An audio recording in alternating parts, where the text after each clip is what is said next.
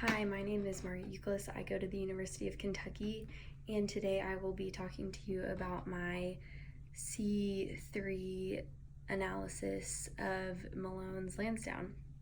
So, my thesis was that the reason the restaurant stays popular is due to the balance between inclusiveness and exclusiveness in the restaurant. So, to support this argument, I decided to interview the waitress, which I didn't think would necessarily hurt my argument because, she works there, so what could she do wrong? But I failed to think about the fact that she only is going to answer positively, or most likely will, because she receives tips and gets paid by the hour. If I were to have talked to someone who has a salary, maybe they would have given me a more accurate response. So, a quote I found to support my argument that,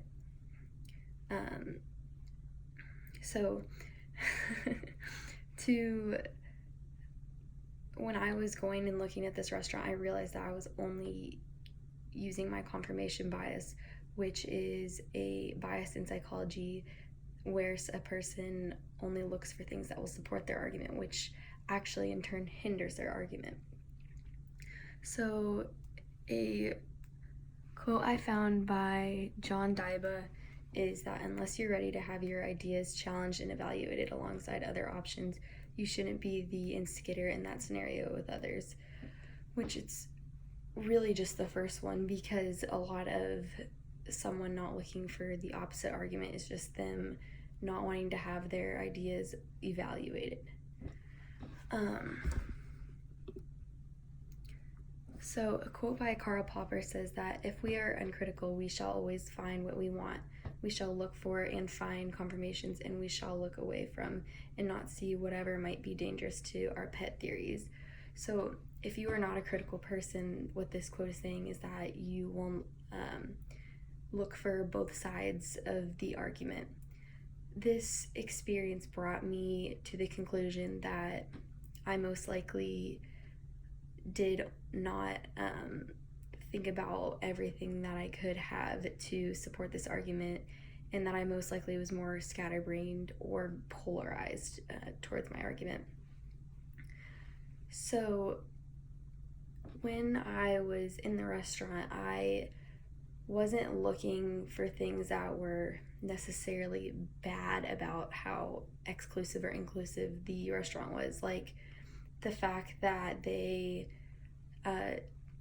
inside of the restaurant is very formal and people are most of the time just dressed up. I wasn't looking at that as, that it makes it just a dressy place, so it's exclusive. I was only looking at the exclusive parts of what I was looking at as exclusive, and the inclusive as only inclusive. I wasn't seeing how they could potentially mix and become two different things. So,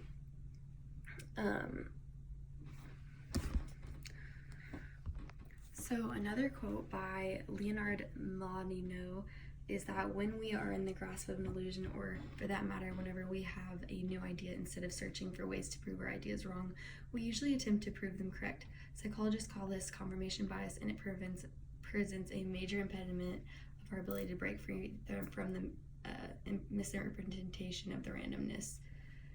So this quote is saying that we aren't ever looking for a way to prove our ideas wrong. We only look to prove them right, and that is the biggest fault that we have. And throughout anyone's analysis process, we most likely do only look for what is going to support our argument.